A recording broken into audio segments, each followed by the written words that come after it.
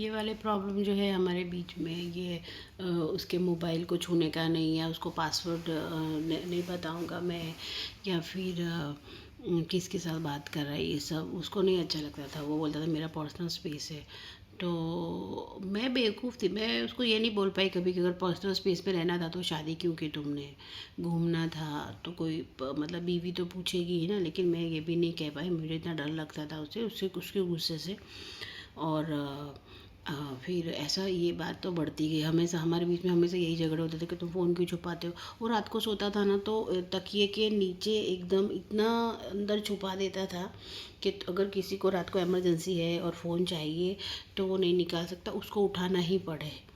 ऐसे ही छुपा के वो सोता था हमेशा, उसकी पहले से आदत थी। और पासवर्ड डालता था, डाल के वो बोलता है मैं भूल गया पासवर्ड। वो जिसका दिमाग कंप्यूटर की तरह चलता है वो कभी कुछ भूल सकता है। वो बोलता है मैं पासवर्ड भूल गया और मेरा सिर्फ थंब लगेगा और मतलब तुम समझ जाओगे, तुम उसका फ़ोन चेक भी नहीं कर सकते, कुछ भी नहीं। वो उसको पहले से ही था कि इतना अपने लिए उसने सिक्योरिटी बना के रखी थी। लेकिन फिर भी मेरा अगेन भरोसा जो नहीं करना चाहिए। मैं सोच रही थी वो मुझसे इतना प्यार करता है, क्योंकि वो मुझे हमेशा ये बताता था कि मैं तुझसे इतना प्यार करता हूँ। ये सब कुछ बस वो एक सपनों की दुनिया है, बस मैं तुझसे ही प्यार करता हूँ और मैं बहुत अच्छा हूँ। मैं इतना अच्छा हूँ कि मैं एक पत्नीव्रता पति और सिर्फ वन वुमेन मैन हूँ। मुझे किसी से कोई लेना देना नहीं है। मुझे लड़कियाँ देखती है तो भी मुझे अच्छा नहीं लगता है। ये सारा उसने पिक्चर बना के मेरे सामने रखा था। तो मैंने सोचा कि नहीं, ऐसा तो नहीं कर सकता वो। और फिर मैंने फिर से जाने थे, कभी झगड़े होते थे उस टॉपिक को लेकर, फिर कभी चले जाते थे। फिर उसका गुस्सा बढ़ता गया बहुत ज़्यादा। हाँ मतलब फिर उसकी प्राइवेसी में जैसे हम पूछने लगे तो उसको गुस्सा आने लगा ज़्यादा। फिर धीरे धीरे उसको ऐसा लगने लगा कि ये तो मुझे बहुत पूछ पूछ कर रही है ऐसा। तो कौन सी ऐसी वाइफ है जो पूछेगी नहीं, मुझे ये जानना है कौन सी ऐसी वाइफ है जो नहीं पूछेगी। ठीक है कि ऐसा ऐसा बोलेगी क्या कि हाँ ठीक है तुम बात करो और मुझे कोई प्रॉब्लम नहीं है। ठीक है। फिर उसके बाद होता यूँ है कि फिर धीरे धीरे ये बात बढ़ती जाती है। बार बार कुछ न कुछ ऐसी चीज़ें मेरे सामने आती कि जो मेरे बर्दाश्त के बाहर रहती है। लेकिन मैं अब चुपचाप सहन कर लेती, क्योंकि जब मैंने उससे शादी के लिए जब उसने मुझे बोला था ना, तब मैंने उसको एक बात बोली थी कि तू अगर मैं तुझसे शादी करूँगी तो मेरे जो वो पेरेंट्स हैं या मेरे भाई हैं वो कभी हाँ नहीं बोलेंगे। अगर मैंने तेरा हाथ पकड़ा तो मुझे इनका हाथ छोड़ना पड़ेगा, क्योंकि मेरे घर पे से तो मना ही किया था, क्योंकि कास्ट भी पूरी अलग थी। ठीक है। तो ये पूरी बात ही अलग हो जाती और अनजाने लोग थे। तो मेरे भाई ने तो मुझे मना ही कर दिया था कि नहीं, और मैंने उनके अगेंस्ट जाके शादी की, जैसे उसने भी की थी। उसने भी अगेंस्ट जाके शादी की, उसको तो घर से ही बाहर निकाल दिया था और मुझे अपने घर जाने की कोई परमिशन नहीं थी। लेकिन मैंने उसको एक बात बोली थी उस टाइम पे कि अगर तूने मेरा हाथ छोड़ा या तूने मुझे छोड़ा तो मैं अनाथ हो जाऊंगी, मैं अनाथ हो जाऊंगी। उसने बोला कि क्योंकि मैंने उसको एक बात बताई थी कि अब आज जब मैंने उसका हाथ पकड़ा था तब मैंने उसको बोला था कि तू मेरा माँ बाप भाई बहन जो भी बोलो वो सब तू है। बस अब मेरी दुनिया तू है, तो तू मुझे मेरे साथ कभी धोखा मत करना और मेरे से कभी कोई भी चीटिंग मत करना। तो बोले नहीं तू पागल है क्या, मैं तुझे इतना प्यार करता हूँ, मैं तो मर जाऊँगा तेरे बिना, मैं तो मुझे तो लगता ही नहीं हमारे इतने साल हो गए शादी को, मैं तो बहुत खुश हूँ तेरे साथ। जो कि वो था, क्योंकि मैंने उसके लिए बहुत कुर्बानियाँ दी है। मैंने अपने आप पे फिर देखा ही नहीं। मैंने अपने आप को शादी के बाद देखा ही नहीं। मैं सिर्फ उसके पीछे उसको क्या अच्छा लगता है, उसको क्या नहीं अच्छा लगता है, उसको क्या खाना है, उसको क्या पीना है, उसको क्या खरीदना है, उसको क्या लेना है। मेरा सब इसी सब में मेरे दिन जा रहे थे, जिसके साथ मैं खुश थी, मुझे कोई प्रॉब्लम नहीं थी। वो खुश था, मैं खुश थी। ठीक है। उसके बाद घर की बात होती है। फिर हाँ ये जो मैसेजेस की बात, तो प्रॉब्लम हमारी थोड़ी धीरे धीरे बढ़ती जाती है। लेकिन फिर उसका धीरे धीरे हाथ भी उठने लगा, वो बहुत ज़्यादा गुस्सा करने लगा। आई थिंक वो उसकी पर्सनल स्पेस पे मैं घुस रही थी, जो उसको आज़ादी चाहिए थी वो नहीं मिल रही थी उसको। जो मुझे अब समझ में आया, इतने साल नहीं समझ आया। उसको आज़ादी चाहिए थी, उसको बाहर लड़कियों से बातें करनी थी, और लड़कियों से, एक लड़की से नहीं, उसको लड़कियों से बातें करनी थी। और उसको बिंदास घूमना था, जो एक कुंवारे लड़के घूमते हैं उसको वैसे ही घूमना था। अब मुझे समझ में अब आ रहा है वो चीज़ें। तो फिर मैं सहन करती रही। फिर बाद में 2022 फिर उसकी जॉब जो है वो बहुत अच्छी, उसको जॉब लग गई, बहुत अच्छी खासा सेटल हो गया था, उसकी सैलरी अच्छी हो गई थी और हम लोग अच्छे ग्रोथ कर रहे थे। जो स्ट्रगल वाले दिन थे हमारे ख़त्म हो गए धीरे धीरे। अब मुझे लग रहा था कि अब थोड़ा स्टेबल हो जाऊंगी, मैं भी थोड़े सुख के दिन देखूंगी और मुझे भी शांति मिलेगी। मैं भी आके कहीं पे ठहरूंगी और मुझे भी शांति मिलेगी, मुझे भी अब आराम मिलेगा। मैं भी थक चुकी थी अपना स्ट्रगल कर करके, मेहनत करके, घर बार सब कर करके। तो ऐसे चल रहा था। और 2022 की मैं बात बोलती हूँ, उसके बीच बहुत कुछ हुआ है, लेकिन मैं इतना सारा सब कुछ नहीं बता सकती अभी इस वीडियो में। तो मैं जो मेन मेजर प्रॉब्लम जहाँ से स्टार्ट हुई मैं वहाँ पे आती हूँ। 2022 को मैंने उसके फ़ोन पे एक लड़की का मैसेज देखा। उस लड़की का मैसेज देखा और एक लड़की से उन्होंने चैट किया हुआ था, कम से कम 15 दिन से वो चैट कर रहा था किसी लड़की के साथ। वो लड़की के साथ चैटिंग में वो सब कुछ था जो नहीं हो कर सकते हम। एक मैरिड मैन एक कुंवारी लड़की से ऐसी बातें नहीं कर सकता। वो सब कुछ था, बाबू सोना जो भी होता है, ठीक है, बेब क्या कर रही हो, तुमने खाना खाया कि नहीं, मैं तुम बहुत खूबसूरत लग रही थी, वगैरह वगैरह, इन सब चीज़ों की सारी फ्लर्टिंग की हुई थी। उस दिन मेरा जो शक था ना, जो इतने सालों से घूम रहा था, वो एकदम से ब्लास्ट हो गया मेरे दिमाग में। मैंने उसको उठाया और मैंने उसको पूछा। तो उसने बोला कि मैंने लड़की का नाम बोला। उसने उसके मैसेज आर्काइव करके रखे हुए थे, तो वो आर्काइव करके रखे हुए थे। तो फिर मैंने उसको पूछा डायरेक्ट कि उसने उस नाम से सेव करके रखा था। तो उस लड़की का नाम मैंने पूछा उसको, तो उसको कोई वो नहीं था कि तुम मतलब क्या हुआ, क्या मैसेज देख लिया। उसको सिर्फ अपना फ़ोन चाहिए था उस टाइम पे। तो मैंने बोला कि अगर तूने मुझसे फ़ोन छीना तो मैं घर छोड़ के अब चले जाऊँगी, बहुत होगा। बोले वो सब मुझे नहीं पता, मुझे पहले मेरा फ़ोन दे।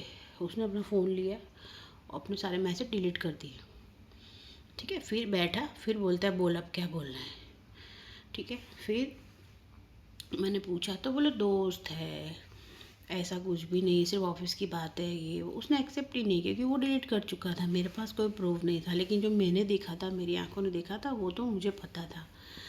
लेकिन उसने फिर उसके बाद एक्टिंग करनी शुरू की। और उसके पहले की बात मैं ये बताना भूल गई कि जब भी उससे ये पूछा जाता था मोबाइल का, वो मारता था मुझे, मेरी बेटी को, मेरे बच्चे को, हम तीनों की वो पिटाई करता था अच्छे खासे।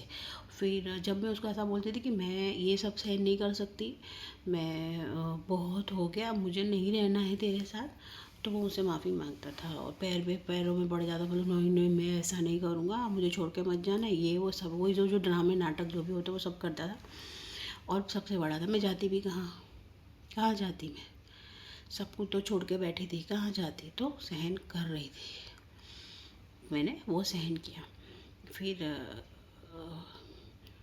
2021 में भी उसने बहुत बड़ा ड्रामा किया था, मार पीट के। मैंने उसके माँ बाप को भी बताया था, पर उसके माँ बाप तो वही हमारा बेटा सही बहू गलत वाला कॉन्सेप्ट लेके चल रहे थे, इसलिए उनको तो कुछ समझ में, उनको कुछ बोलने का कोई मतलब ही नहीं था, क्योंकि वो तो चाहते ही नहीं थे पहले से ही हमारी शादी हो या हम खुश रहे, वो तो चाहते ही नहीं थे।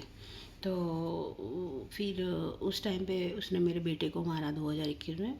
उसने बहुत ज़िद्दी बहुत था मेरा हस्बैंड, बहुत ज़िद्दी और गुस्से वाला, गुस्से में आके वो कुछ भी करता था, मार पीटाई सब कुछ करता था। उसने उस दिन उस रात को मुझे भी बहुत मारा, मेरी बेटी को और मेरे बेटे को भी मारा। उसके बाद फिर 2022 में जो लड़की के चैट पकड़े, उसके बाद मेरा दिमाग सुन्न हो चुका था। उसके बाद मुझे अब ऐसा लग रहा था कि अब नहीं सहन करना चाहिए, अब बहुत ज़्यादा हो रहा है, क्योंकि मुझे ऐसा लगने लगा था कि ये सब एक्टिंग हो रही है। अब ये जो मजबूरी है कि 2 बच्चे हैं, दूसरी शादी है, ये मजबूरी बहुत ज़्यादा हो रही है, क्योंकि ये मजबूरी का भुगतान मुझे बहुत ज़्यादा करना पड़ रहा है। तो मैंने उससे सवाल पूछती थी कि तूने क्यों बात की? मेरे प्यार में कोई कमी रह गई थी या मुझ में कोई कमी है या क्या हुआ? तब वो ऐसा बोलता था कि नहीं, तेरे जैसा पार्टनर तो मुझे मिल ही नहीं सकता।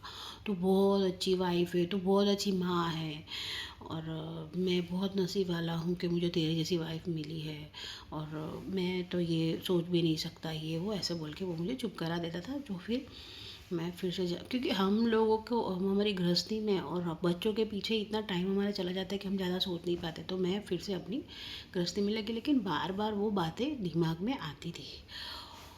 और जैसे जैसे मैंने उसमें डीप में जाना शुरू किया, उसके फ़ोन पे चेकिंग करने शुरू, उसके गूगल पे चेक किया हो या फिर सब कुछ चेक किया, तो वो काफ़ी कुछ मुझे जानने को मिला कि कौन से कैफ़े में जा रहा है, कितने बजे जा रहा है, कितनी बातें की है, ये सब मुझे जानने को मिल रहा। फिर 1 डेढ़ साल तक ये हमारा बीच में थोड़ा बहुत खटपट खटपट चलती रही, जो मैंने कभी किसी को पता नहीं चलने दी। ये मेरी सबसे बड़ी गलती थी। मैंने अपनी बेटी को भी पता नहीं चलने दिया, क्योंकि मैं नहीं चाहती थी कि वो अपने बाप को ऐसे देखे कि ये इसका कैरेक्टर ऐसा है। उसकी इज्जत बचाने के लिए मैं चुप रही, मैं अंदर अंदर सब सहन करती रही। एक दिन ये मैसेज और गोल गोल घूम रहा था मेरे दिमाग में, मैं अंदर से इतना टूट चुकी थी कि मैं एक दिन मैंने खाना नहीं खाया 1 हफ्ते तक, और मैं गिर गई। तब मेरी बेटी ने पूछा कि अब मुझे कुछ समझ में आ रहा है, कुछ हो रहा है तो मुझे बता। तब मैंने उसको बताया। उसके बाद उसको थोड़ा बहुत मैंने बताया, ज़्यादा नहीं बताया। फिर ये सब चल रहा था थोड़ा बहुत, और मेरी तबीयत ख़राब हो रही थी और मैं बहुत डिप्रेशन में जाने लगी थी। तब एक पति को क्या करना चाहिए? एक पति को क्या करना चाहिए? हाँ, उसने मुझे समझाया था, मैं मना नहीं करूँगी, उसने मुझे नहीं समझाया या उसने मुझे प्यार नहीं दिया उस टाइम पे, लेकिन वो मैं भूल नहीं पा रही थी, मुझे उसके लिए समय चाहिए था। तो वो उस टाइम पे उसने मुझे, फिर वो मेरे पे गुस्सा करने लगा। उसने पूरा अपना रूप चेंज कर लिया। उसके बाद उसने मुझ पे गुस्सा करने लगा और मुझे ज़ोर ज़ोर से बोलने लगा, और ऐसे बोलने लगा कि मुझे नहीं बात करनी, मेरे से दूर रहे अब, तू बहुत झगड़ा करती है मेरे साथ, तू झगड़ालू है, मुझे बोलती रहती है कि वो करके। और फिर उसने मेरे से दूरियां बनानी शुरू कर दी। फिर दूरियां इतनी तक बढ़ गई ना कि वो मेरे सामने भी नहीं देखता था फिर घर पे। उसका पूरा पर्सनालिटी चेंज हो गया, वो क्यों क्या कब मुझे, मेरे लिए अभी भी सरप्राइज़ है, मुझे नहीं पता। फिर वो मेरे से ऐसे बोलने लगा कि अब ना मुझे नहीं रहना है तेरे साथ। अब उसने मुझे एक दिन आके ऐसा बोला कि मुझे अब तेरे साथ नहीं रहना है। तो मैंने बोला नहीं रहना है मतलब? हम गर्लफ्रेंड बॉयफ्रेंड नहीं हैं, हम हस्बैंड वाइफ है। हमारी शादी को तब 13-14 साल हो चुके थे। 14 साल कम नहीं होते हैं, और ये गुड्डे गुड्डे का खेलने कि अब नहीं रहना है, ठीक है अब नहीं रहना है, ये क्या बात होती? फिर तो मैंने बोला कि नहीं, ये सब तो भी रहो जैसे भी है, जो भी है। मैंने इतना कॉम्प्रोमाइज़ करके सहन करके अपना घर बनाया बसाया, मैंने तो सब कुछ अपना कुर्बान कर दिया था अपनी गृहस्थी में। तो उन्होंने फिर वो उसको पता चल गया कि ये मुझे छोड़ेगी नहीं। इसके बाद वो धीरे धीरे नाटक करने लगा कि मुझे ऐसा हो रहा है, मुझे वैसा हो रहा है, मुझे ऐसा है, मुझे घर काटने को दौड़ता है। ऐसे उसने नाटक चालू किया, जो मैं तब नाटक नहीं समझी थी। तब मैं रो रो मतलब उसने मुझे गिल्ट में डाल दिया कि तूने मुझे ये बोला है ना, इसलिए मुझे इतना असर हो गया है, इतना मेरे दिमाग पे असर हो गया कि तू मेरे से झगड़ा किया ना, इसलिए। और मुझे सच भी लगने लगा। तो मैं पागल हो गई और मैं उसको डॉक्टर के पास जा रही हूँ, साइकेट्रिस्ट के पास ले जा रही हूँ। तो वहाँ पे भी वो बोला ठीक है, कुछ नहीं, थोड़ा दवाइयाँ खाओ अगर आपको ऐसा डिप्रेशन जैसा लग रहा है। तो बोलता नहीं जाना मेरे को दवा खाने। दवाइयाँ मेरे मुंह पे मारता था, मेरे को खाने मेरे मुंह पे मारता था दवाइयाँ। उसके बाद मैंने उसकी मम्मी से बात की, उसके पेरेंट्स से बात की, और मेरी मम्मी से बात की, या फिर अपने फ्रेंड्स को लोगों को बोला कि ऐसा क्यों कर रहा है, मेरे को समझ में नहीं आ रहा है। तो सब ने बोला कि इसका भाई बार अफेयर है। अब मुझे हमको तो यही लगता है, और इसके अलावा तो कोई ऐसा नहीं करता है, क्योंकि इतनी अच्छी खासी गृहस्थी और अपनी अच्छी खासी वाइफ और इतना प्यारा बच्चा छोड़ के कोई ऐसा नहीं करता है, ये अफेयर का ही चक्कर है। तो फिर मैंने एक दिन, मुझे डाउट हुआ तो मैंने उसका थोड़ा सा पीछा करना शुरू किया। मैंने सोचा कि मैं देखती हूँ, क्या पता हो या ना हो, मुझे तो भरोसा था नहीं होगा, लेकिन था। फिर एक दिन मैं गई उसका पीछा करते करते, तो वो गाड़ी में आके बैठा। मैंने उसको फ़ोन किया, मैंने कहाँ हो तुम? तो बोले मैं तो मीटिंग में हूँ, ये वो ये।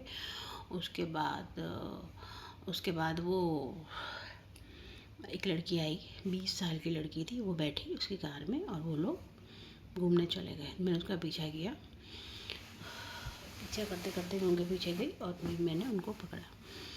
पकड़ने के बाद मैंने जब जैसे उसने देखा कि ये आ गई है उस लड़की के सामने मेरी इंसल्ट करेगी या फिर मुझे जो बोलेगी कि ये क्या कर रहे हो ये वो, क्योंकि उसने कोई और स्टोरी सुना के रखी होगी ना उस अपनी गर्लफ्रेंड को कि मेरी वाइफ तो ऐसी वैसी, तो मेरी पोल खुल जाएगी। तो वहाँ पर वो ड्रामा करने लगा उस लड़की के सामने। मेरी इतनी इंसल्ट की उसने, इतनी इंसल्ट की कि आप सोच भी नहीं सकते कि तो मैं इसे शादी करने वाला हूँ, मैं इसे प्यार करता हूँ। वो लड़की भी बोल रही है मैं इसे प्यार करती हूँ और मैं इसे शादी करूँगी। और जो गाड़ी में बैठे थे वो लोग, वो मेरी सीट पे आके बैठी थी। वो गाड़ी, वो घर का एक एक चीज़, या वो गाड़ी ले लो, आप कुछ भी ले लो, मैंने ऐसे एक इतनी वो कर करके एक तिनका बसा के अपना घर बनाया था, गाड़ी ली थी। उस गाड़ी की सीट में वो लड़की बैठी थी, उस लड़की बैठी थी। उसने 2 आँखें शर्म भी नहीं भरी उस आदमी ने, जो मेरे लिए जो नसें काट रहा था। और तो उसने बोला हाँ वो तो उसकी सीट है, मैं उससे शादी करूँगा, मैं उससे प्यार करता हूँ, मुझे कोई लेना देना नहीं, मुझे तुमसे ना लेना देना ना बच्चों से लेना देना, ये बोल दिया उसने मुझे वहाँ पे। फिर भी मुझे एक बहुत बड़ा झटका फिर लगा। मैं ऑलरेडी ही झटके में ही जी रही थी, उसके साथ एक और बड़ा झटका लगा जो मेरे को समझ में नहीं आया मुझे। और मैं उसको समझाने में लगी कि क्यों ऐसा कर रहा है, बच्चे का क्या होगा, बच्चों के बारे में सोच। बोले मुझे नहीं पता बच्चों को क्या हुआ, मैं नहीं जानता, मैं तुझसे प्यार नहीं करता हूँ, मैं उससे प्यार करता हूँ। अब उसकी चॉइस बदल गई, शादी किए 14-15 साल के बाद उसकी चॉइस बदल गई। और वो बोलने लगा कि भाई अब मैं तुझसे प्यार नहीं करता, मैं उससे प्यार करता, मुझे उससे शादी करनी है ये वो। ठीक है, फिर ये बात मैंने अपनी बेटी को बताई। मेरी बेटी को मैंने बताई तब, क्योंकि अब पानी सर से ऊपर चला गया था। वो लड़की के साथ पकड़ाने के बाद भी मुझ पे चिल्ला रहा था, मुझ पे चिल्ला रहा था। और वो घर पे आया, घर पे आने के बाद सब सामान यहाँ फेंक रहा है। बोलता है मैं नहीं रहना चाहता तेरे, मैं तो उस लड़की के साथ रहना चाहता, मैं तो उससे प्यार करता हूँ। इसकी ये बकवास शुरू थी। फिर मैंने, क्योंकि मैं अपनी बेटी को बताया, मेरी बेटी ने हम लोग फिर उस लड़की से मिलने गए उसके ऑफिस में। रात को 11 बजे वो छूटती थी, तो हम लोग उससे मिलने गए, लड़की से पूछने गए कि भाई क्या करना है अब, क्या है ये सब सीन, क्योंकि उसके सामने मैं नहीं पूछ पाई थी। तो हम उससे पूछने गए तो वो वहाँ पे भी आ गया, वहाँ पे भी आ गया उसको बचाने के लिए। जो सीन उसने वहाँ पे अपनी माँ के साथ किया था, अपनी माँ के साथ किया था कि जैसे मेरे लिए उसकी माँ मुझे कुछ बोल रही थी और वो मेरे उसकी माँ के बीच में आके खड़ा हो गया था, उसकी माँ को मार नहीं जा रहा था, मतलब ऐसे हाथ एक्शन किया था कि मैं मारूंगा, आप कुछ बोलना नहीं, इसको तो कुछ मत बोलना। वही वाला सीन सिर्फ मैंने सेम वहाँ पे देखा, उस लड़की और मेरे बीच में आके खड़ा हो गया। तो मुझे वो सीन याद आ गया, वहाँ पे खड़ा हो गया सेम, कि मैं इसको कुछ बोलना नहीं और मैं इसे प्यार करता हूँ ये। फिर ठीक है, ये हुआ।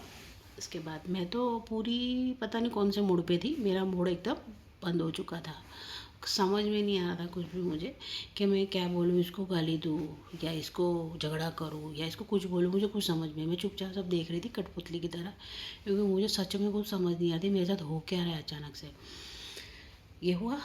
उसके बाद असली शुरुआत यहाँ से हुई। फिर मेरी बेटी घर पे आई, हाँ हम लोग वहाँ पे गए। फिर वहाँ पे उसने इंसल्ट की अपने ऑफिस के पास। मुझे उसने एक लाइन बोली थी जो मुझे याद है, कि वो ऐसा बोल रहा था कि यहाँ पे तो मेरी इज्जत है, यहाँ पे रखो। वो घूम रहा था लड़की के साथ, इज्जत मैं कैसे संभालती उसकी, जो मेरे से संभली गई मैंने संभाली थी। फिर हम लोग घर पे आ गए। वो लड़की ने बोला कि मुझे नहीं पता था सब कुछ, कि इतनी बड़ी लड़की है, क्योंकि सेम उसकी एज की ही थी, मेरी बेटी की एज की ही वो लड़की थी। वो तो उस लड़की ने बोला मुझे कुछ पता नहीं था, इसने तो ये बोला था कि मेरी वाइफ बहुत झगड़ा करती है ये वो। और उसके गले पे टैटू था मेरे नाम का। तो वो लड़की को मैंने बोला तुझे वो नहीं दिखा, तुझे वो दिखा नहीं? तो वो देखा था पर मतलब लड़के भी ऐसा ही था कि भाई ठीक है, भाई मैनेजर है ऑफिस का, नई नई लड़की आई है, उसको तो आराम से घूमना फिरना था, उनका क्या जाने वाला था, यही था, यही सीन था। उसके बाद उसके बाद मेरी बेटी घर पे आई, वहाँ पे भी चीखने चिल्लाने लगा मुझ पे, मेरी बेटी पे। फिर मेरी बेटी ने घर पे आकर उसको पूछा कि क्यों तुमने ऐसा किया, तुमने ऐसा क्यों किया मेरी मम्मी के साथ, ये सब क्या कर रहे हो तुम, अगर तुमको ऐसा ही करना था तो फिर वो तो उसकी लाइफ क्यों ख़राब की तुमने। तो मेरी बेटी को बोलता है कि मेरा घर है, मैं कुछ भी करूँ, मुझे कुछ नहीं बोलने का, मैं यहाँ का राजा हूँ वगैरह। उसका एटीट्यूड तो ऐसा ही था कि मुझे कुछ नहीं बोलने का, और जिसको मेरे खिलाफ़ जाना है ना वो घर से बाहर चला जाए। तो मेरी बेटी को उसने हाथ पकड़ा और उसको बोले तू घर से बाहर चली जा। उसके पहले भी बहुत बार निकाल चुका था, और उसको बोला घर के बाहर चली जा। और मेरी बेटी ने बोला मैं क्यों जाऊँ, मैं कहाँ जाऊँगी, मैं क्यों जाऊँ, और गलत तुमने किया है। तो बोले मैंने कोई गलत नहीं करके, वो मेरी बेटी को उसने बाल पकड़े और खींच के उसको घसीटते हुए बाहर ले गया घर के बाहर। और उसने उस दिन मेरी बेटी को बहुत मारा, उसको इस हद तक मारा। तो मेरे कंट्रोल, मैं उसको बीच में बचाने गई तो उसने मुझे पकड़ के साइड में फेंक दिया। मतलब मेरा बेटा सो रहा था, मेरा बेटा, मैं नहीं चाहती थी उठ के ये सब देखे, उसको जो भी ऐसा कोई भी झटका लगे जो उसकी पूरी लाइफ ख़राब कर दे। तो मैं उसको समझा रही थी, धीरे बोल रही थी कि पड़ोसी भेगे ना हो जाए, इकट्ठे ना हो जाए। मैं उसको समझा रही थी कि तू शांत हो जा और छोड़ दे उसको। तो वो नहीं मान रहा था, तो मैंने वीडियो ऑन किया। वीडियो ऑन मुझे दूसरी बार करना पड़ा, क्योंकि शायद उस डर से वो छोड़ दे मेरी बेटी को, पर वो नहीं छोड़ा उसने। उसने मुझे ऐसा बोला कि तुझसे होता है वो कर ले, पुलिस बुला ले, मुझे जेल भिजवा दे, मुझे मार खिलवा दे मुझे कोई फ़र्क नहीं पड़ता है, मैं इसको आज मारूंगा और मार डालूंगा। ठीक है, फिर ये होता है। फिर बाद में जब उसका गुस्सा शांत हुआ तो उसने छोड़ा मेरी बेटी, तब तक बहुत ज़्यादा घायल हो चुकी थी, उसके मुंह से खून निकल रहा था। इतना कुछ हो चुका था, उसके बाद भी मेरा दिमाग काम नहीं कर रहा था तब तक भी। फिर मेरी बेटी ने पुलिस को फ़ोन कर दिया, क्योंकि उसका भी हो चुका था। उसने मुझे 2 साल पहले ही बोल दिया था कि अब बस इतना आतंक घर में हम सहन नहीं करेंगे, तो ये हो चुका था। उसके बाद उसने पुलिस को बुलाया, तो भी मेरा तो दिमाग तभी भी बंद था, मैं अभी तक उसके प्यार में अंधी थी। जब मेरी बेटी को मैं बोल रही कि मत बुलाओ पुलिस, मत करो, पापा है, ये मत करो, वो मत करो, मेरा घर टूट जाएगा, ये बस एक ही धुन में मैं थी। तो मेरी बेटी ने तो नहीं बात मानी मेरी, क्योंकि वो काफ़ी सालों से मेरी बात सुन रही थी और कुछ नहीं बोल रही थी, बीच में नहीं आती थी। हाँ, हमारे उसके मैटर में, हस्बैंड वाइफ के मैटर में। लेकिन उस दिन उसने बोला कि एक तो गलती की है, एक तो लड़की के साथ पकड़ा गया, ऊपर से घर पे आके मार पिटाई कर रहा है हमारे साथ, ये तो बोले अब सहन नहीं कर सकते, जो मेरी समझ में नहीं आ रहा था। फिर पुलिस आई, हाँ, तो उसने मेरा पल्लू पकड़ लिया, बोले कि तू भी चल मेरे साथ। मेरे हस्बैंड ने मेरा पल्लू पकड़ लिया, तो तू भी मेरे साथ चल। और मैं गई भी। उसके साथ जाने के लिए मुझे मेरे बच्चे को भी ले जाना पड़ा पुलिस स्टेशन। वहाँ पे तो पूरा मेरे पीछे ही खड़ा था, मुझे आगे करके वहाँ से मना मुना के मैं लेके आई, हमको भेज दिया, बोले हमको बाद में बुलाएंगे। फिर घर पे आके मैंने मेरी बेटी को समझा बुझा के वो केस वापस ले लिया था। अर्जी देते, केस भी नहीं था, अर्जी वापस ले ली थी कि जाना दो, घर की मैटर। लेकिन मेरी बेटी ने मुझे तब एक बात बोली थी कि तू बहुत पछताएगी, तू ये जो कर रही है, इसको ये जो ले रही है वापस। तो अभी मैंने उसी से झगड़ा किया, मैंने बोला कि हाँ कोई बात नहीं, चलेगा, मैं मेरा घर नहीं तोड़ना चाहती हूँ, चलेगा बोलेगा, ये सब मैंने वहाँ पे। उसके बाद उसका असली त्रास शुरू हुआ, उसने मुझे रोज़ ताने मारना शुरू किया कि तेरी बेटी है, मुझे लेके गई पुलिस स्टेशन, मुझे मेरे बेटे को पुलिस स्टेशन जाना पड़ा, ये वो ऐसा करके। मतलब उसको छूटना था तो वो कुछ भी बोल रहा था, गलती उसकी थी, फिर भी वो मुझे बोला जा रहा था।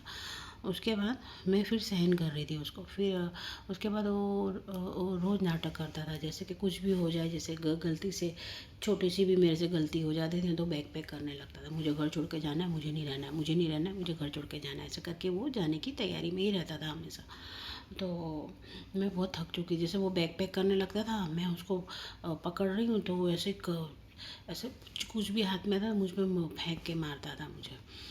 इतना तो उसने फिर टीवी फोड़ दी, एक बार टीवी फोड़ दी पूरी, और मोबाइल तोड़ दिया, ये सब करने लगा। मुझे समझ ही नहीं आ रहा था इसको हुआ क्या, इसको क्या चाहिए। वो लड़की उसको छोड़ के जा चुकी थी, वो लड़की ने उसको ब्लॉक कर दिया था। तो वो लड़की ने जब उसको ब्लॉक किया तो ऐसा बोलता है कि अ, उसकी यादों में रो रहा था, उसकी यादों में रोता था, मेरे मेरे ही कंधे पे सर रखे। तो भी मैं उसका साथ दिया। मैंने तभी भी उसका साथ दिया। मैंने बोला पता नहीं इसको क्या हो गया, कोई आदमी ऐसा कैसे कर सकता है अपना अच्छा खासा गृहस्थी छोड़ के। तो हम कुछ इसका वो माइंड से कुछ हो गया, मैं ऐसा सोच रही थी। तो मैंने उसका तभी भी साथ दिया, वो ठीक हो जाएगा, जाने दो सब कुछ, हम डॉक्टर के पास जाएंगे ये वो। लेकिन नहीं, उसको तो रोज़ झगड़ा करना। एक्चुअली उसका प्लान कुछ और था, उसके उसके माँ बाप का प्लान था ये। मुझे अब समझ में आया, अब पता चला मुझे, बाद में पता चला कि ये मुझे बेवकूफ़ बनाया जा रहा था। और मैं प्यार में अंधी, बेवकूफ़। बेवकूफ़ मेरा नाम एक्चुअली बेवकूफ़ होना चाहिए। मैं बहुत बेवकूफ़ी की है। मैं होती है, बहुत सारी औरतें चालाक भी होती हैं, लेकिन मेरे को प्यार की पट्टी ऐसी बंधी हुई थी कि मुझे कुछ समझ में नहीं आ रहा था। उसके बाद उसके माँ बाप को मैंने जब बोला तो उसके माँ बाप ने मेरे साथ वो उनने भी नाटक किया। नाटक, पूरे ख़ानदान को नाटक करना आता है, उन्होंने भी नाटक किया। सबसे बड़ी नाटक वाली उसकी माँ। ये सारा खेल उसकी माँ ने रचाया। फिर उन्होंने ऐसा बोला कि ये ऐसे कर रहा है ना, तो हमारे घर अभी भेज दो उसको, हमारे घर भेज दो, हम उसको समझाएंगे, सब कुछ हम समझाएंगे और उसको समझा बुझा के भेज देंगे। अब तुम है ना, उसको भेज दो हमारे घर पे। तो मेरा मन तो नहीं मान रहा था वहाँ पे भेजने का, लेकिन वो रोज़ जिद करता था कि मुझे जाना है, मुझे अकेले रहना है, मुझे किसी के साथ में। तो अपने माँ बाप से भी प्यार नहीं करता था वो, अपने माँ बाप से भी प्यार नहीं करता, वो किसी से प्यार नहीं करता था, वो सिर्फ अपने आप से प्यार करता था।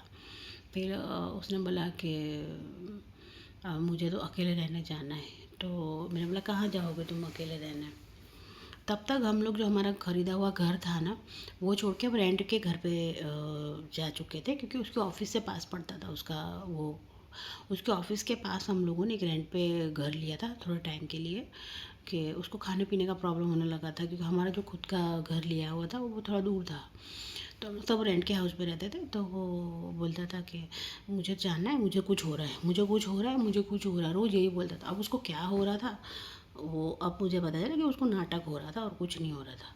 और मैं सोची सच में मेरे पति को कुछ हो गया है, किसी ने कुछ कर दिया है, किसी ने कुछ जादू टोना कर दिया है, और या तो कुछ पितृदोष है, ये है वो, ये सब भी सोच में मैं पूरी तरह से अलग मोड़ पे चली गई थी। उसके बाद मैंने एक दिन फैसला किया, हम लोग ठीक किया, अगर तुमको ऐसा ठीक लग रहा है तो तुम जाओ अपने पेरेंट्स के घर, थोड़ा फ्रेश होके आओ, माइंड फ्रेश करके आओ। बच्चे पे गलत असर पड़ रही थी, रोज़ रोज़ ये तोड़ फोड़ और झगड़ा, ये लड़कियों की बात है, ये सब हो रहा था। तो मैंने बोला कि ठीक है, तुम ना थोड़ा फ्रेश होके आना। तो बोला ठीक है, मैं जाके थोड़ा दिन रह के आता हूँ। तो वो जा रहा था, उस टाइम पे मैंने उसको एक वादा लिया था। मैंने उसको बोला कि वापस आ जाना, मेरा तेरे अलावा कोई नहीं है, मेरे बच्चे और मैं अनाथ हो जाएंगे, कुछ ऐसा गलत काम मत करना, तुझसे जो भी गलतियाँ हुई हैं मैं सब कुछ माफ़ कर दूँगी, और फिर से शुरुआत करेंगे। और मैं चलेगा, तूने जो भी किया, मैं मैं फिर से मैं कुछ पूरी कोशिश करूँगी कि मैं इस और अच्छे से अपनी एफर्ट्स डाल सकूँ, अपने और अच्छे से घर चला सकूँ, या फिर मैं वो भी करने को तैयार थी। उसके बाद वो गया। उसके बाद उसने मेरा फ़ोन उठाना बंद कर दिया, मुझसे बात करनी बंद कर दी, मुझे धमकाने लगा। फिर थोड़े दिन के बाद मैं पेरेंट्स को लेके आया। तो मैंने अपने ससुर जी से तब भेजते रहे बात की थी, कि मैंने बोला कि पापा, मैं तो पापा ही बोलती थी उस टाइम पे। तो मैंने बोला पापा, आप वो डिवोर्स का बोलने में लगे हुए हैं, तो आप प्लीज़ उनको समझाना। अभी स्टेज पर आकर ये सब कोई बिना रीज़न के कोई मतलब ही नहीं होता है। गलती तो उसने की थी, मैंने तो नहीं की थी ना। तो उसके पापा ने बोला कि नहीं, पागल है क्या, हम थोड़ी डिवोर्स विवोर्स के बारे में हम मानते ही नहीं हैं, हम तो नहीं होने देंगे, हम तो ऐसा कुछ नहीं होने देंगे, ये वो। और मेरी सास बोले कि हम तो तेरी साइड ही हैं, तो अब मेरा पति इतना कुछ कर रहा है और मैं किसी को कुछ नहीं बता रही हूँ। मैं अपने घर की बात घर पे रख रही हूँ कि बाहर ना जाए, उसको कोई गलत ना बोले या उसके बारे में कोई उंगली ना उठाए। प्यार ही था ना ये, इसीलिए चुप थी मैं। तो मेरी सास ने बोला कि हाँ नहीं नहीं वो तो ठीक हो जाएगा, तू भगवान का नाम ले और हम इसको यहाँ पे समझाते हैं। फिर वो चला गया। उसके बाद उसने तो मेरे से बात करनी बंद कर दी। मेरा बच्चा बीमार है या कुछ हो रहा है तो बात ही नहीं करता था। बोले कि तू मुझे डिवोर्स दे तो बात करूँगा। फिर एक दिन सब आए, मेरा पति आए और मेरे सास ससुर को साथ में लेके आए और मेरी मम्मी भी बैठी हुई थी। तो बोलने लगा कि मुझे डिवोर्स चाहिए। तो मेरी मम्मी ने बोला तुम पागल हो गए हो क्या, तुम्हारा दिमाग ख़राब हो गया, क्यों डिवोर्स चाहिए, बिना कारण तो बताओ क्या किया है मेरी बेटी ने कि तुमको डिवोर्स चाहिए। कल गलती तो तुम्हारी है, तुमने धोखा दिया है मेरी बेटी को। तो उसको गुस्सा आ गया तो वो मेरी मम्मी पे भी चिल्लाने लगा। उसके बाद मेरी मम्मी को हॉस्पिटल में दाखिल करना पड़ा, एडमिट करना पड़ा। उसकी इतनी तबीयत ख़राब हो चुकी थी। उसने उस दिन भी घर पे आके नाटक किया। उसके बाद वो आया ही नहीं कभी। उसके बाद उसने मेरा फ़ोन उठाना बंद कर दिया, मुझे ब्लॉक लिस्ट में डाल दिया है, जो उससे होता था वो कर दिया। और मैं पागल हो गई पूरी तरह से। मैंने बोला अब मैं कहाँ जाऊँगी, मेरे बच्चों का क्या होगा, ये वो। और मैं रेंट के हाउस पे रह रही थी और इन लोगों की धमकियाँ बढ़ती जा रही थी। इन लोगों ने पूरी जो गुंडाईपन होती है, जो गुंडे होते हैं, उस तरह किया इसका और इसकी फैमिली ने मिल के मेरे साथ। मतलब असली रूप बताया अपना, मुझे इतना धमकाया। वो मुझे रोज़ फ़ोन कर करके बोलता था मुझे डिवोर्स कब दे रही है, मुझे डिवोर्स कब दे रही है, मुझे डिवोर्स कब दे रही है। तो मैं बोलती थी मैं क्यों दूँ डिवोर्स, मैंने किया है, मैं क्यों दूँगी डिवोर्स, कुछ हुआ ही नहीं है। अगर मांगना तो मुझे चाहिए दूसरे डिवोर्स के भी। तू लड़कियों के साथ घूमता था, तू पकड़ा गया लड़कियों के साथ, लड़की के साथ तू चीख रहा था, चिल्ला रहा था, चीटिंग तूने की, तो तू क्यों मांग रहा है मेरे से डिवोर्स। तो बोला नहीं नहीं तू बहुत झगड़ा करती है। उसके पास कुछ नहीं था बोलने के लिए, तो एक ही बात कि तू बहुत झगड़ा करती है मुझे तेरे से। अच्छा मैं झगड़ा करती हूँ तो तुम 14 साल से मेरे साथ ऐसे ही रह रहे थे, ऐसे ही हो रहे थे। फिर उसके बाद और वो जो उसका चीखना चिल्लाना, गालियाँ देना, फ़ोन करो ना तो उसे कान में से खून निकलने लगे, इतना गंदा गंदा बोलता था। मैं तो मुझे मेरे हाथ पैर कांपते थे उससे फ़ोन पे बात करके। मुझे समझ नहीं आता था मैं क्या करूँ, ये क्या हो गया इसको, ये क्यों कर रहा है। तो फिर मैं मेरी सास को बोलती थी। मेरी सास ने पहले मीठा मीठा बोला कि तू भगवान का नाम ले, सब ठीक हो जाएगा। भगवान का नाम, मैं चुपचाप बैठी थी वहाँ पे और मैं भगवान का नाम ले रही थी। मैं बोला मेरी सास बोल रही है तो ठीक ही बोल रही होगी, तो भगवान का नाम लो, चलो भाई इसका दिमाग ख़राब हो गया तो ठीक हो जाएगा। ऐसे करते करते 6 महीने चले गए। 6 महीने हो गए, वो अपनी मम्मी पापा के घर पे ही था, ना मुझसे बात करता था। और मैं जब भी उसको बोलती थी कि मेरा बेटा बीमार था, उसको आदत थी अपने पापा को चिपक के सोने की, तो मैं उसको फ़ोन करती थी, बोलती थी कि तू एक बार उससे तो मिल ले। तो बोले मेरे को डिवोर्स दे दो, मैं उससे मिलने आऊँगा। तो डिवोर्स क्यों नहीं देती है मेरे को, डिवोर्स दे दे तो मैं उससे मिलने आऊँगा। ये मेरे को धमकाने लगा। तो मैं बोला डिवोर्स तो मैं तुझे नहीं दूँगी। क्यों दूँ मैं डिवोर्स, मेरा सवाल ये था कि मैं क्यों दूँ, मैंने क्या किया है। और अगर तुझे चाहिए डिवोर्स तो प्रूफ कर जा कि ये गलत है और ले ले डिवोर्स। फिर उसको ईगो हर्ट हो गया, बोले कि नहीं अब तो मैं तेरे से बात ही नहीं करूँगा, कुछ भी हो जाए ना मेरे को। मैंने बोला कि पापा पापा कर रहा है बच्चा, याद कर रहा है। तो बोला मुझे नहीं पता, मुझे तो डिवोर्स देगी।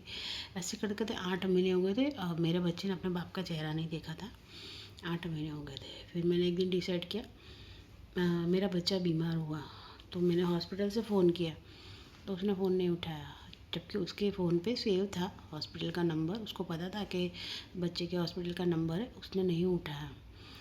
मुझे पैसे देना बंद कर दिए उसने और मुझे हर तरह से हरास करने लगा कि परेशान के ये कंटाल के या परेशान होकर मुझे साइन कर दे, बस ये धमकी धमकी देने लगा।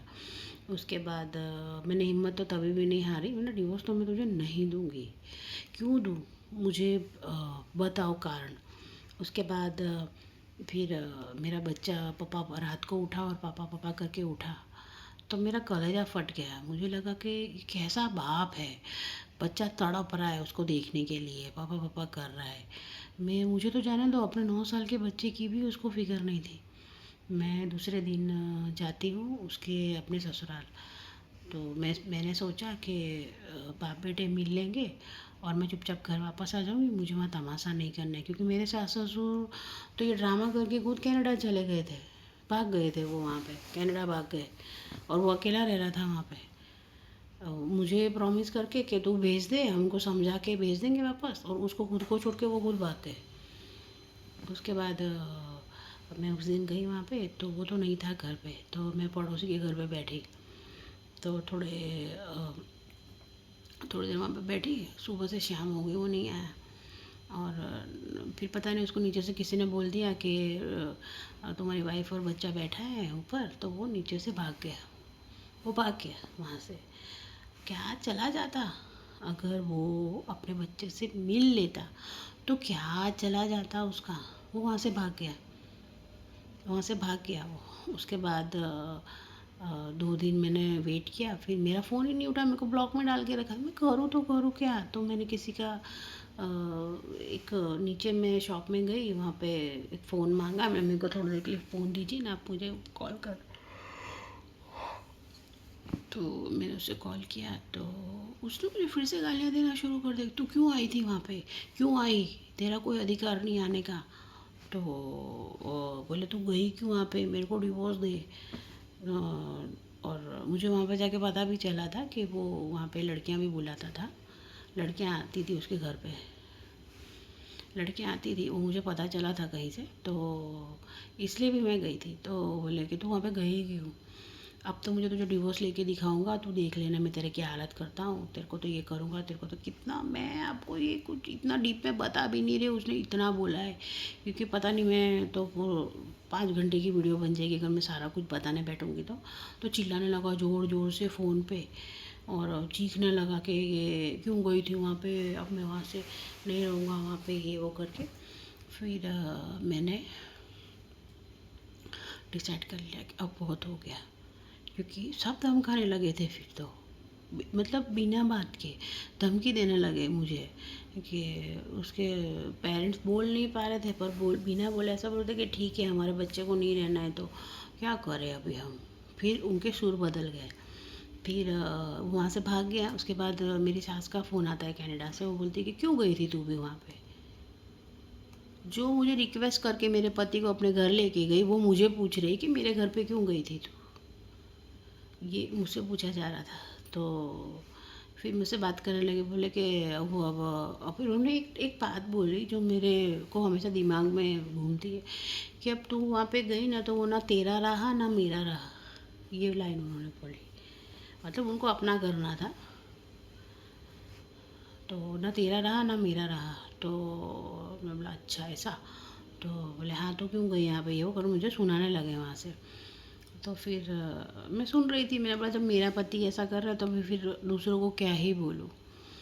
फिर उसके बाद मैंने डिसाइड किया कि बस सब बहुत हो गया, अब मेरे को केस करना पड़ेगा या मेरे को कंप्लेन करनी पड़ेगी, क्योंकि मेरे साथ तो बहुत ज़्यादा गलत हो रहा है। क्योंकि सब कुछ तो देख लिया है, चीटिंग देख ली, मारपीट देख ली, गाली गलौज देख लिया, बच्चों को मारते हुए देख लिया, और क्या बाकी था देखना। और कितना सहन करती। ऐसा करते करते 11 महीने चले गए थे, 11 महीने हो चुके थे, मैं चुपचाप सहन कर रही थी। उसने मुझे पैसे भेजने भी बंद कर दिए थे। मैं बहुत मुश्किल से पता नहीं कैसे कैसे गुजारा कर रही थी अपना। और ठीक है, तो फिर मैंने कंप्लेन कर दी अपना। कंप्लेन करने के बाद फिर सब उठ गए, जाग गए, जैसे कंप्लेन गई पुलिस स्टेशन, फ़ोन गया होगा उसको। फिर सब जाग गए।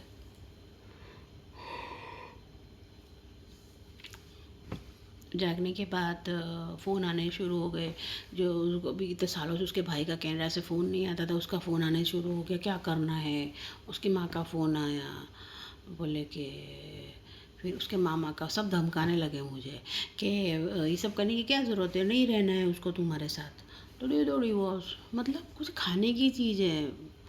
किसी लड़की की लाइफ में तुम ज़बरदस्ती घुसो, उसको प्यार बताओ, शादी करो, बच्चे पैदा करो, उसके बाद एक दिन आके बोलते को नहीं रहना है, ठीक है नहीं रहना है तो नहीं रहना है, हमारी मर्जी।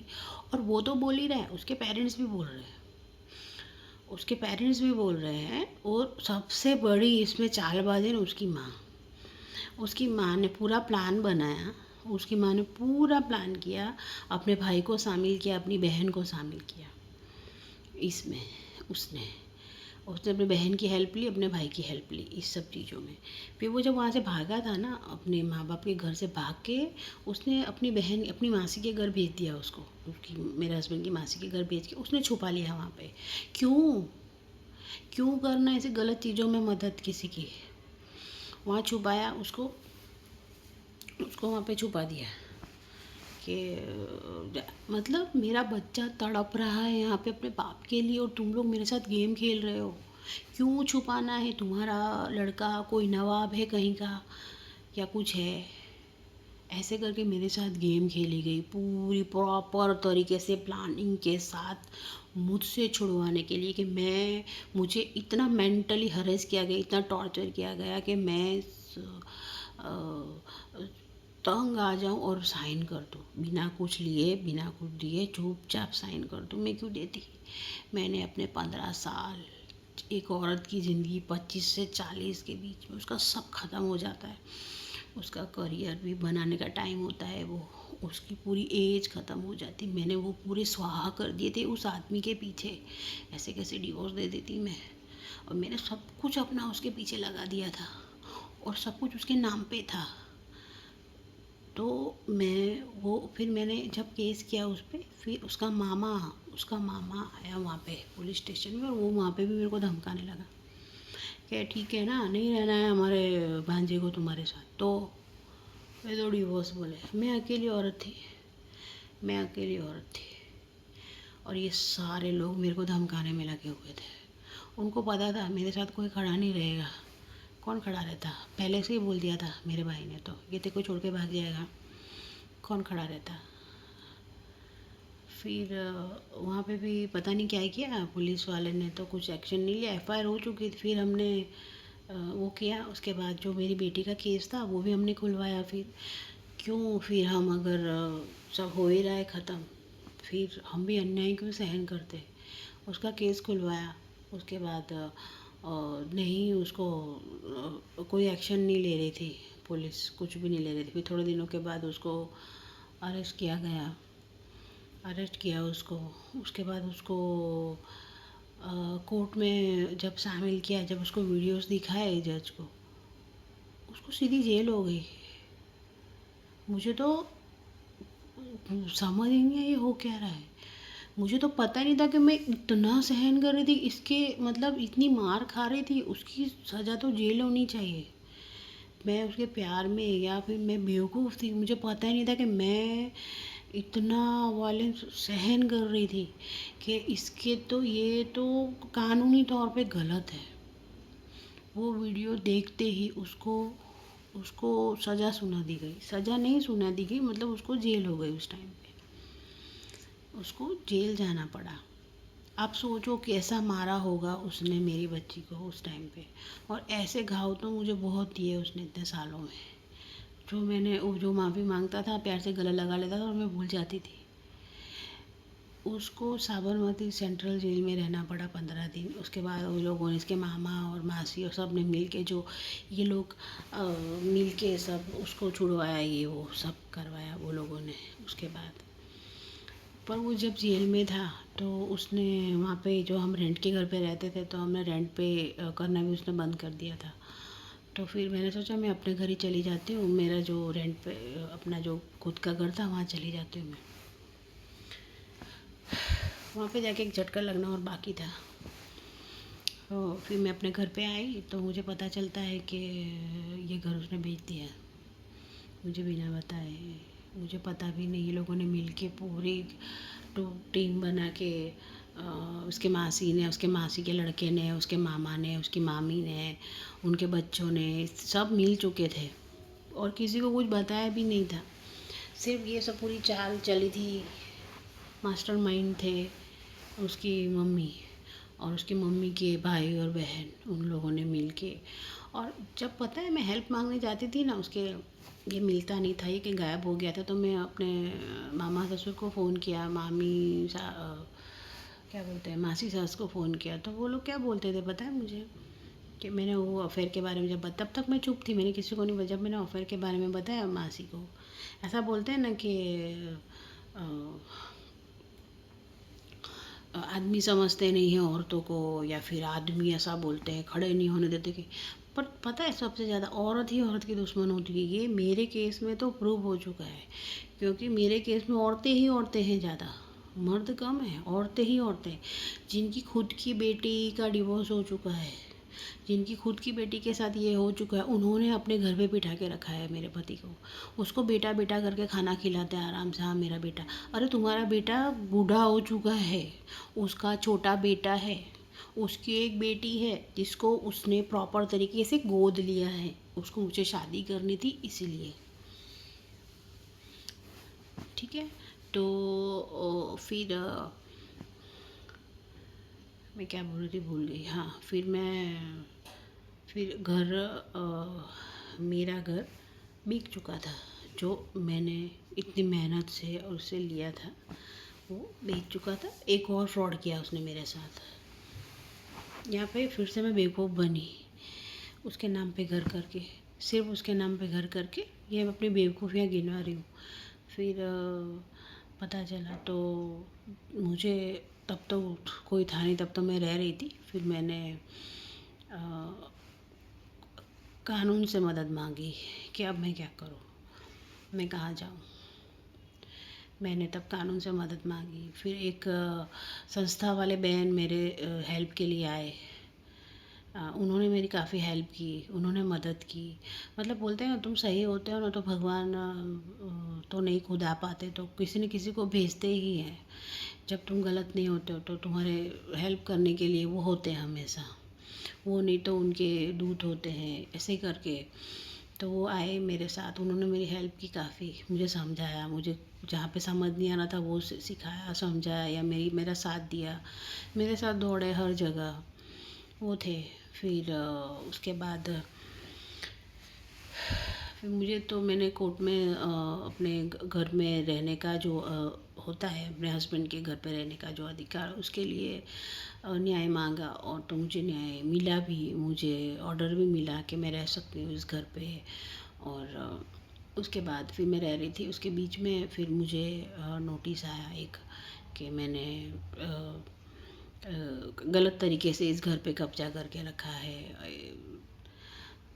तो फिर वो नोटिस मैंने जब पढ़ा ना, और मैं गई जब कलेक्टर ऑफिस में, जब मैं देख रही थी कि मेरा जो, मेरे ही खिलाफ एक, मेरा नाम है नोटिस बोर्ड पे कि लैंड ग्रेबिंग किया है मैंने, तो उस दिन मतलब ये 2 साल में ना सब पूरा आत्मा छल्ली कर दी इसने। मतलब मैंने बोला, जो घर लेने के लिए मैंने तन तोड़ मेहनत की, इतने सपने सजाए थे, इतनी मेहनत की थी, उसी घर के लिए मेरे खिलाफ लैंड ग्रेविंग का तुम लोगों ने केस कर दिया।